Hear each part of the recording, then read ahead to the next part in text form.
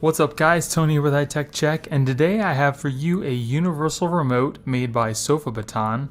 This is their U1 version. They previously made a SofaBaton for your Fire Stick. It was kind of an add-on to use with your already existing remote to make it a universal remote, and I have a video that I did on that if you guys want to check that out. This is their all-in-one universal remote. This one works with Bluetooth devices such as your Apple TV, Roku, Fire Stick, and you can use it as a universal remote for controlling everything pretty much that has an IR remote control. So this one supports up to 50 devices.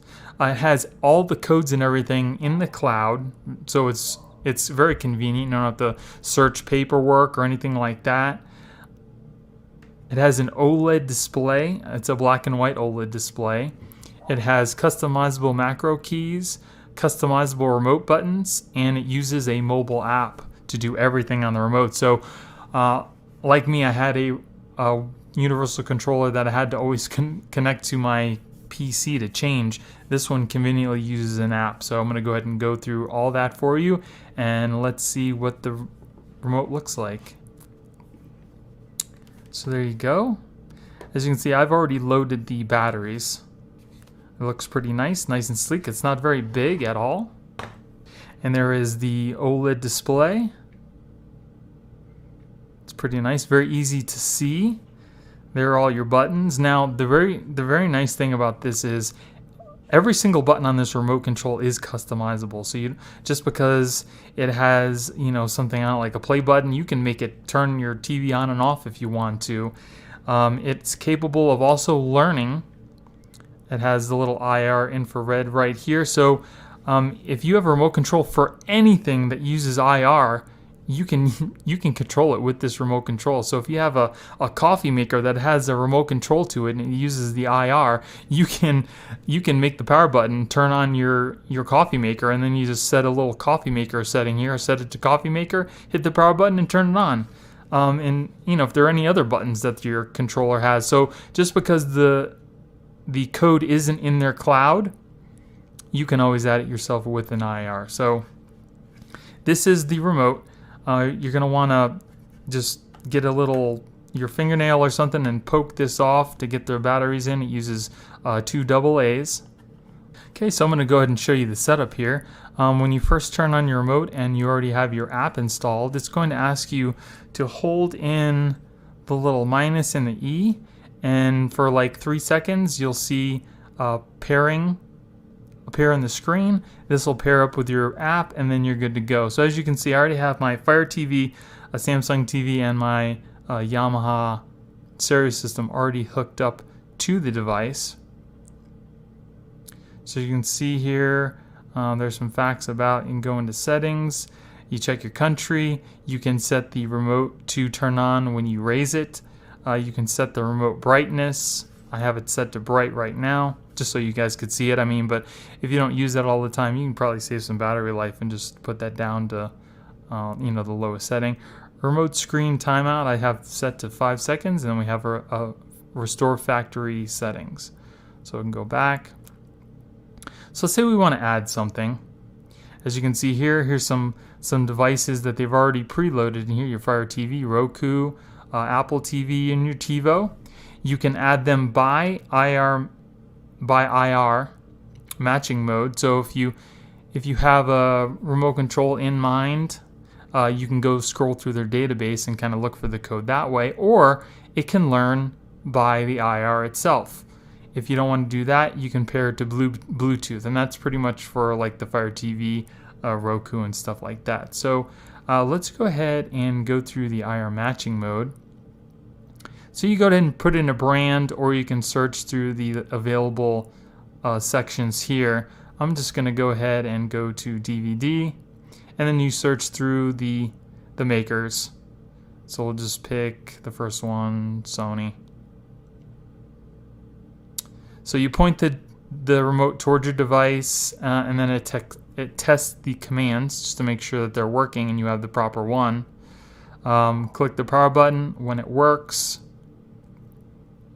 Yes, the button worked. It knows which codes to play.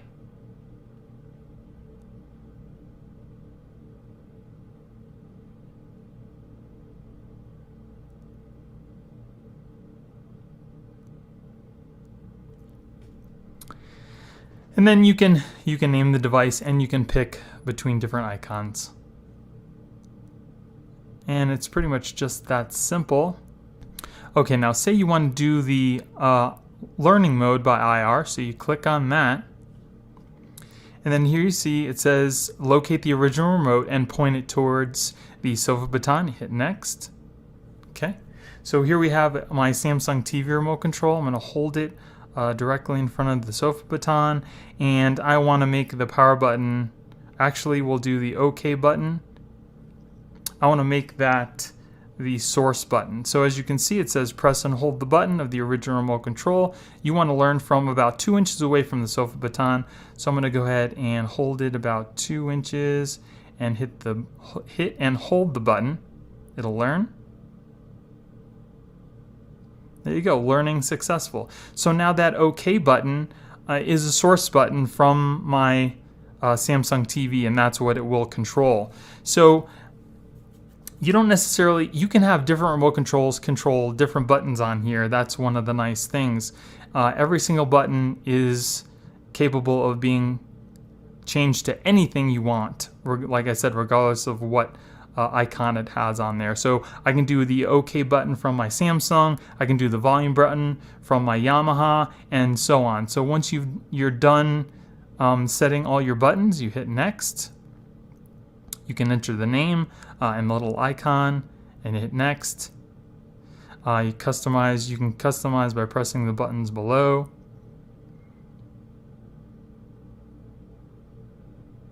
Okay, so we will hit the power, or actually the channel up. So you can reassign key, remote key, learn from original remote, or create macro. So what the macro does, so we'll add one.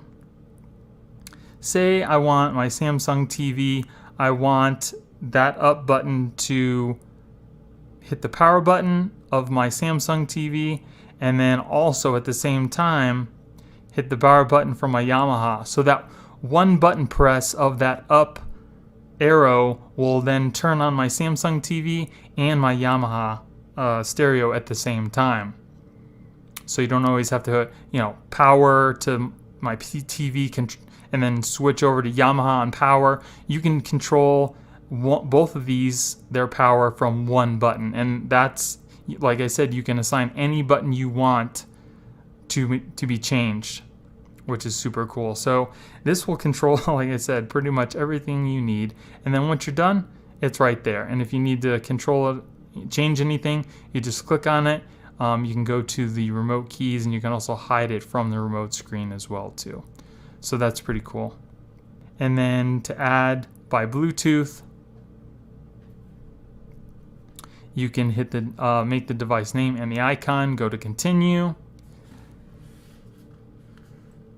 And as you can see, as the Bluetooth can only pair with one device at a time, the UI remote control will disconnect with your phone if you continue the next step. So keep that in mind. You can only hook this up to one Bluetooth at a time. So right now, if I hit next, it'll disconnect from my phone and it will go into pairing mode. As you can see, pairing with other. So if you're wanting to pair it with your Fire TV, put your Fire TV go into your Bluetooth settings and go to your pairing, and you should see this in your pairing of the Fire Stick. And then you just select it and you're pretty much good to go. And it's really just that simple. Now, this is really convenient to use with pretty much everything you have, and also the Bluetooth devices, because prior to this, I was using the SofaBaton's add-on to the Fire Stick. That was nice, but it wasn't all in one.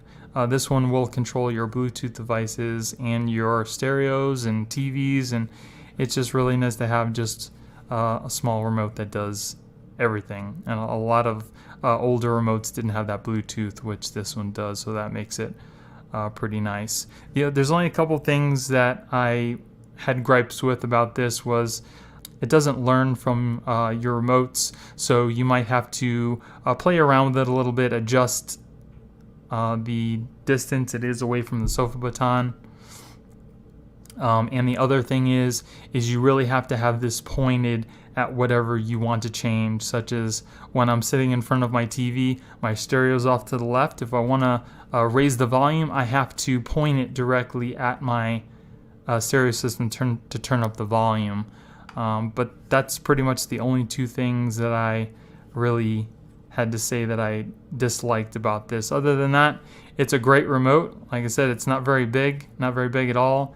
Has a nice, easy to read screen, and it pretty much controls everything you're going to need. So as of right now, this is their prototype, and they should be releasing their final product sometime in September. And as soon as it releases, I will update this video with that link. I will also be doing a giveaway for a couple of these very soon, so don't forget to subscribe if you already haven't done that. I hope you guys enjoyed the video. If you did, give me a thumbs up. Don't forget to subscribe and hit that little notification bell to let you know when I put out new videos. Thank you guys for watching. I hope you have a great day, and I'll see you in the next one. Later.